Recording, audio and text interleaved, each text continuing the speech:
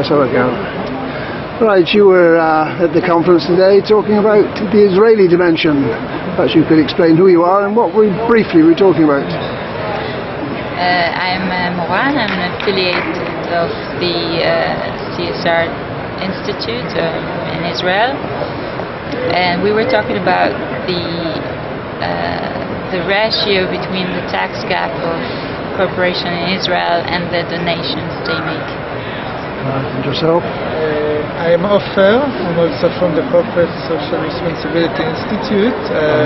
What we also talked about was what came after our report, and especially the social protest which took place in the summer of last year, and which raised to the public conscience issues of tax justice. I was very interested in this relationship you established between corporations and their giving to charities, appearing to be generous on the one hand, but not so generous when it comes to paying public taxes. And you drew parallels with other places like the UK, similar sort of situation.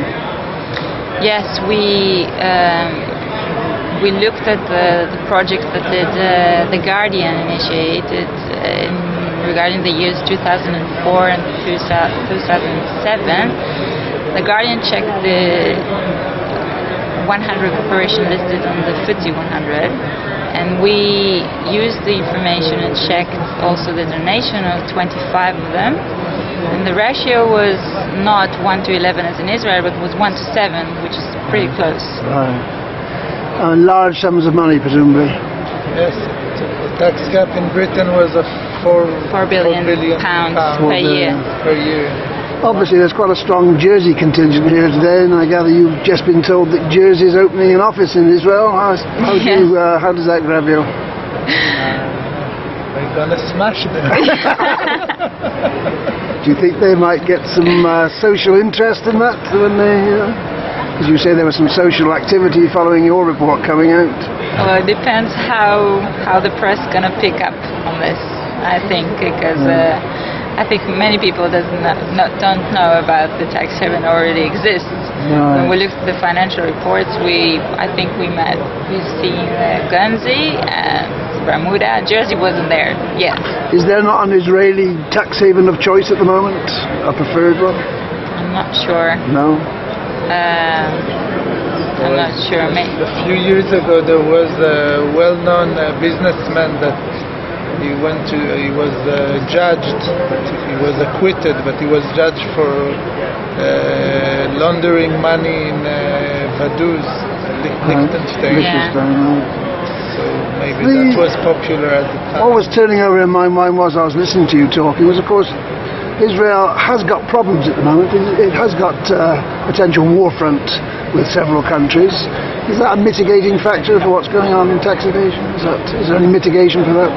Because obviously the government has to raise money on the one hand. You'd think they'd be very keen to collect their taxes, but on the other hand it must be quite difficult for some companies to trade there, mustn't it? Is there a sort of tit for tat, get off your taxes? There is I think that what was interesting with the social protest of the summer was that maybe for the first time or very many years, that social questions were on the table, right. And people claimed and said, we want budgets for welfare, we want budget for education, because generally in Israel they will always say, okay, we would like to give you, but it should go to security. And now people came out and said, no, welfare is as important as security. Right. And actually they lowered the security budget as a consequence of the protest. You're both lawyers. It's a bit, you're working for institutions rather than private practice, but even so it's a bit dangerous, isn't it, for lawyers to speak out? I mean, certainly in Jersey, lawyers notoriously do not speak out. Yeah, we don't know any lawyers, tax lawyers that speak against it.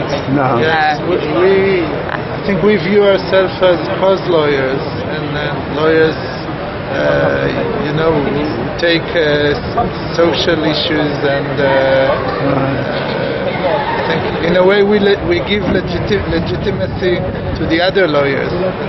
Were any of the corporations involved controlled by Arabs, or are they all Jewish Israeli institutions? Is that an issue? Is that part I'm of not the sure problem? Jewish Israelis, but I didn't see any. Well, not that I know of. Some of them were Americans. American. Because that was they were sort of touched on some of the questions that were asked about the fact that obviously a large part of the Jewish population don't in fact live in Israel, do they? And there might be a flow of money in or out, and it could be going either way, couldn't it? Yes, this is something we would like to check in our institute, is whether Israel is a kind of tax haven for the Jews of the world. Yeah. We suspect that it is, but this is something that we need to research. Well, it's a most interesting conference. We've got voices from as far away as Nepal, Israel, Canada, so I hope we're all learning something. Thank you. Thank you for your time.